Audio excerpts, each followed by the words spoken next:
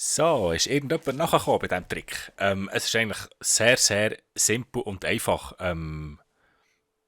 Es funktioniert einfach. Ich kann euch nicht mal erklären, wieso das es geht. Es geht einfach. Es hat auch mit irgendetwas Mathematisches zu tun. Das Einzige, was man einfach muss befolgen, ist immer die gleiche Reihenfolge. Alles. Also, müsst ihr im Video noch einmal zuschauen. Also, ich fange zuoberst an, tue die oberen auf die rechten, dann auf die unteren, auf links.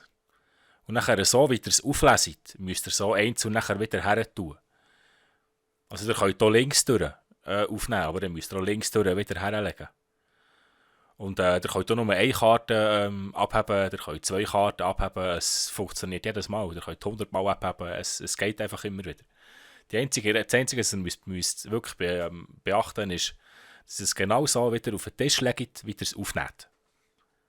Wenn ihr es nur ein bisschen anders macht, funktioniert es nicht. Dürft ihr gerne selber testen. Ich wünsche euch viel Spass hier beim zweiten Trick bei anul.ch. Viel Spass beim Nachmachen. Braucht ihr nicht viel, außer die Jasskarte hat auch fast jeder daheim. Merci vielmals fürs Zuschauen. Wenn es euch gefallen hat, lasst mir doch einen Daumen hoch da und schaut beim nächsten Trickvideo wieder rein. Ciao, ciao, merci.